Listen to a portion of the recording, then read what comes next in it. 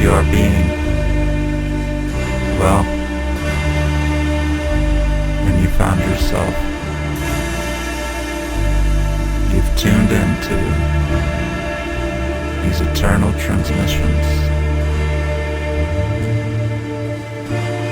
The left of age, eternal transmission, broadcasting to you, through you, in the twilight. The twilight hour where we wait and wish, where we'll meet and greet you in the in-between, in the place where we're all just half asleep.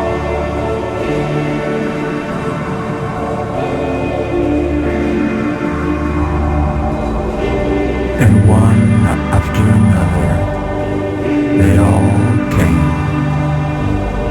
just like they always do, in the twilight. And now, right up to the front doorstep of your heart, whispering these sweet whisperings in your ear. The one, the only DJ, never-ending hunger.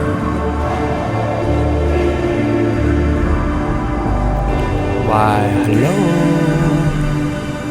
Hello out there. To all of you, I greet you warmly and I welcome you into this twilight together. So whether you're running from that past or just too eager to know the future, lay it all aside now as I play tonight's transmissions. Now here they are.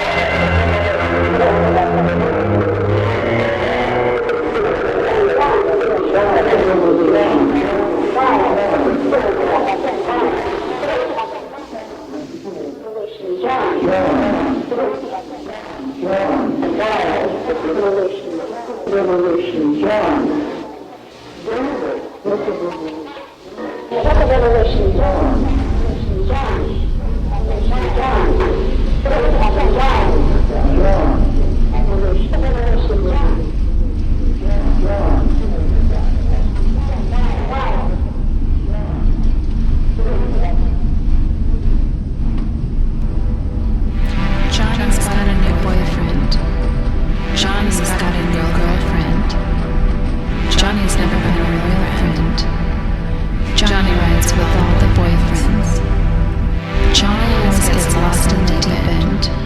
Johnny's got a new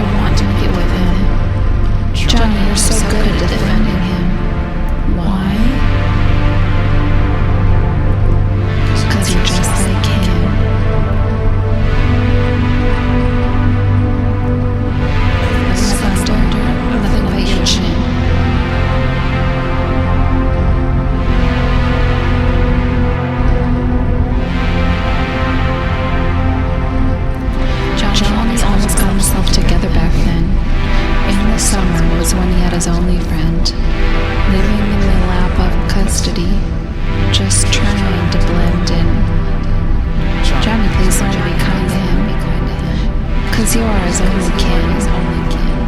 Learn to be wise to him, wise by him. And now you've finally found him. Your best friend. You're gonna be so proud of me. Johnny, you don't know it, but you can only win. Johnny is floating on up. He's going for the win. John can't believe it. He's gonna be let in. Except the closer he gets, he feels the doubt within. Johnny, you just gotta let go of all your white skin. You're gonna get in. You ain't Christian, but you sure as hell do believe in sin. You can hold all that white skin.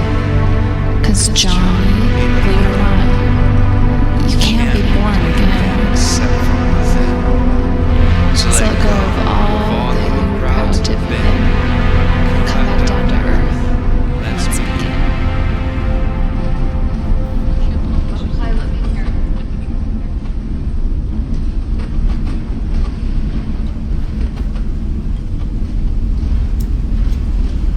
You know what I mean? Like when the technology would have actually been helpful. To Yeah. have like on my person. Yeah, there's a moment where, like, if I think about my phone, when something is great's happening, I take my sight off of the thing for a second, I grab my phone and I miss something crucial. It's like, sometimes I just have to let the moment be what it was and share it with somebody. Yeah. And hopefully they even get it. Okay. So this barn was a room, had 3 rooms. This guy was showing you all around it. Oh, it wasn't just necessarily 3 rooms. It was 3 multiple levels. rooms, but they're different levels. They're not, and it's not like a standard first floor, second floor, third floor. It's like these little pods placed in different parts of the interior of the barn. It's magical because there's like ups and downs to these different rooms, and it doesn't make sense, but it makes the right sense. So when we go back to the house, there's an awning barbecue, and I'm kind of up closer to the kitchen, back door to the kitchen, and this girl's talking. I just met her that night. She was more talking. I was just listening, and I look up and the stars start to kind of glimmer, like shimmer in the sky, twinkling, I guess. Yeah, and all of a sudden it becomes kind of a flat color. But the stars are still there, and these lines start connecting with the stars. And the sky has become a blueprint, and I don't know what the blueprint is for. Connecting the dots. They're connecting the dots Connect and the dot. creating other things. Sky, star, connect the dot. And then, so the blueprint is of something, and because I don't know what it is, I don't know how to read it. Yeah. But then it fades away, and then there's this big ship, kind of slowly passing over. Wow. And it's like no other ship I've ever seen except for any kind of like science fiction, like Star Wars or my first thought is, this is surveillance, this is security, and they're doing a pass, and I'm kind of freaking out because I just don't know what's going on, and I look over to the girl and I go, so back when the blueprint was forming, I looked at the girl and I was like, are you seeing this? Mm-hmm. She looked up and she's like, yeah, it's stars. She didn't really even take it in. She didn't notice. She continued talking, but I'm fully engaged. And then the whole ship is starting to come across, and I'm thinking, they're looking for me, or they're looking for something. Yeah. This is like more like Fear? fear. Yeah. Oh, big time. Yeah. So I'm not feeling very comfortable being outside anymore. So I go inside, and now I'm looking through the kitchen window and this light from the ship turns on. Now, and it went too far, it turned around, like it saw something, and now it's coming back towards us. I'm watching these people that I just met floating up, like gravity stopped. They're left alone again. It's happening, yeah. And I'm like, holy the ship is taking them up. And Jared, this is so heavy. it was super intense. And then I'm like, I just start to pack. I just grab my stuff, and there's one other person that hadn't been taken. And we both have our cars out front. So we're like helping each other load the car. We have like two to four loads.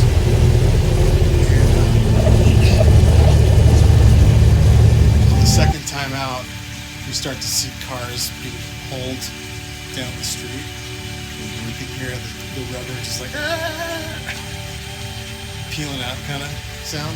Brakes. And I get into my car, and he gets into his car, and I'm getting pulled. I jump out of the car, my car just gets banged up and pulled right out into the center. Get into his car, and we start going, and we're trying to go the opposite way of where these cars are being sucked up. And we get 200 feet, and we start floating up. And as we're floating up, I'm fading out of the dream, and I'm waking up.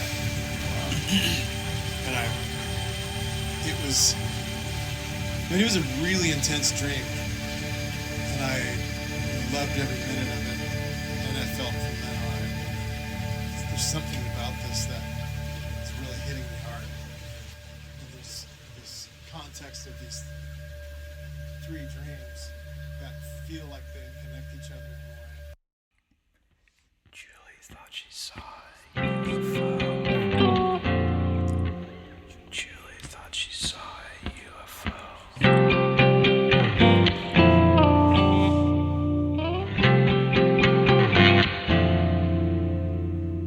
Juli said she saw a UFO floating above a field.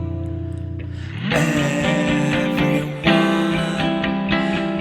paused to say hello. I need one thing to be real. Juli said she saw a UFO. Everyone there saw it too. I still don't believe it though. You are what I know. I love your stories more than my own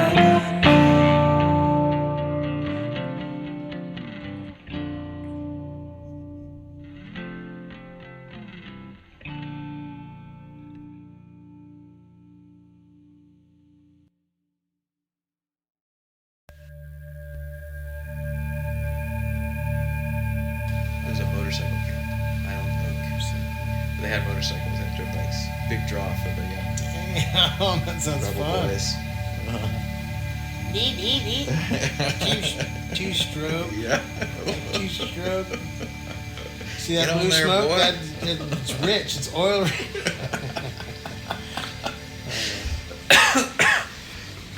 But like they would do these Bible studies, or like Jesus conversion talks, I guess. And then they have to close their eyes, and they're like, now imagine you were at a bus stop and this truck was about to hit you, and this person pushed you out of the way of the truck and was hit by the truck for you.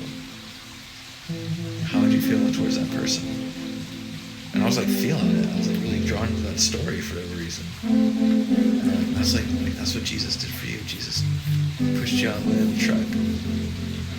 And imagine him on the cross. It's kind of like brainwashing almost.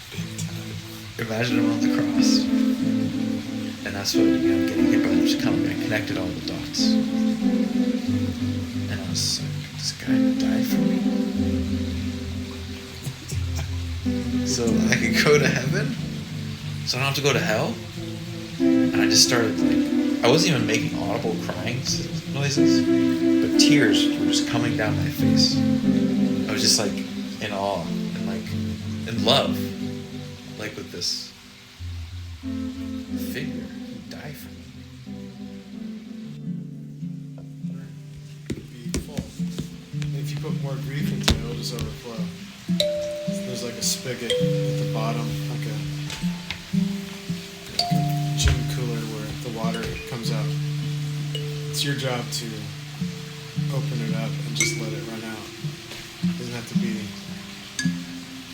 forever. You just have to empty that cooler out. Because that's... The thing is, when you say cooler, it feels contained. But I'm talking about a wave of grief. I'm talking about something that's like a tsunami coming for you. Yeah. And I'm gonna outrun that. Well, if you don't contain it in the cooler, it's going to overflow into... I'm saying the kind of grief I'm thinking. I'm not like trying to I'm not trying to downplay the analogy. Like that's not like a good thing. I'm just thinking about when I hear that, the context I think of is like, this is not a cooler full of grief. This is a wave. Like that's going to annihilate me. You know? It's like, how do you get it to the cooler? How do you even get it to the cooler? Well, it probably sounds like it was an oversight. Now the cooler is... You need to contain it somehow, so we got some walls, I guess. It's like your dreams, like, are you the girl, are you the girl?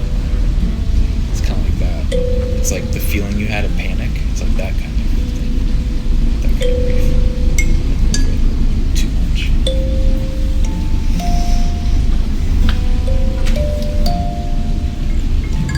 But if you let the grief, if you let the wave catch you, and it annihilates you,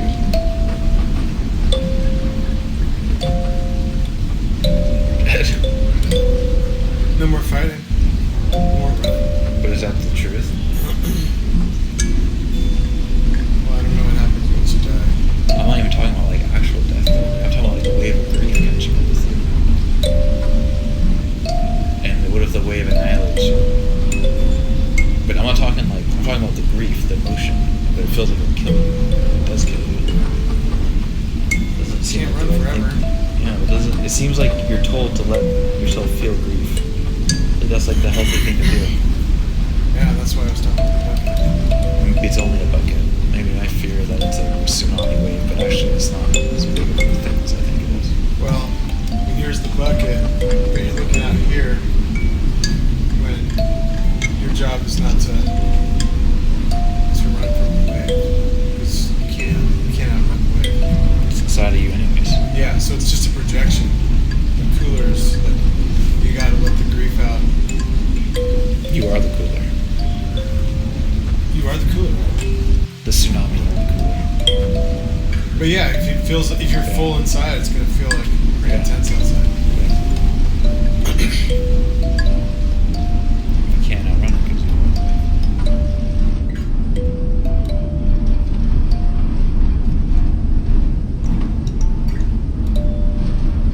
You know what I mean? Rescue, die for me. I got brainwashed too. So, yeah. But I was like 12 years old, and I just had these tears just like streaming down my face. And I remember like years, like I don't know, years ago now, but like reading Ram Dass, and when he met Maharashi, he tells the same story. He just like just tears were streaming. He was talking to people and tears were streaming. I was like, that was the same thing that happened to me when I heard the Jesus story. And when he met his guru, he had the same experience. I was like, okay, I guess. Yeah. So it's like, I guess if you experience love or whatever your idea of love is, like it doesn't matter if it's like, if I was connecting to love in that Jesus story. Wouldn't you receive a special gift?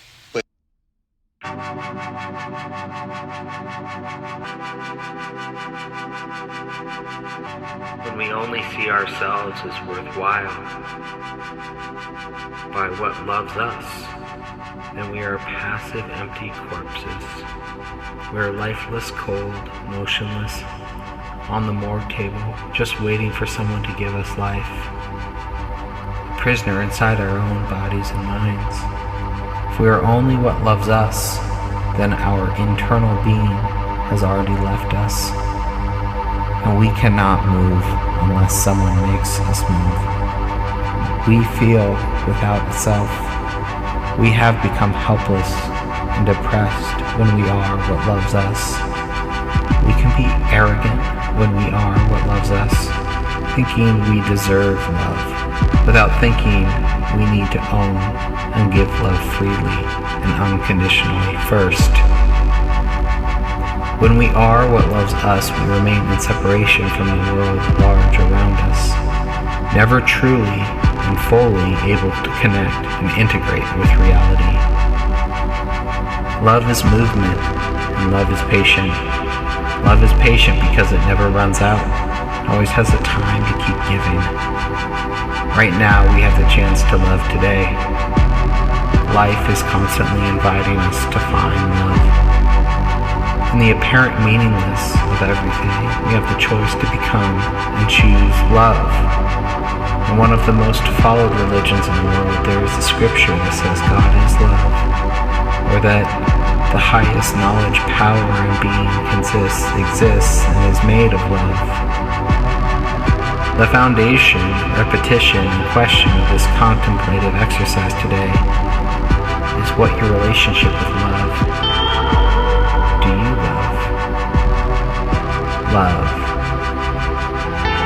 Are you committed to the absurdity of being committed to something or anything at all? What is your gut response to love and be committed to love? Are you saying you are a fool to live this way? A fool to love this way? If you believe you are a fool, then really you have simply been fooled. And more than likely you were just fooled by the idea that to love means to not feel pain.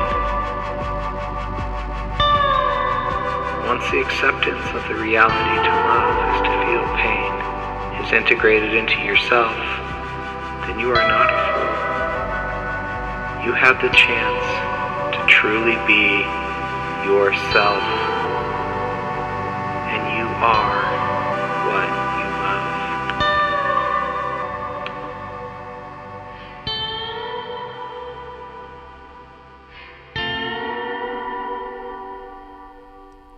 I'm about to sign off now.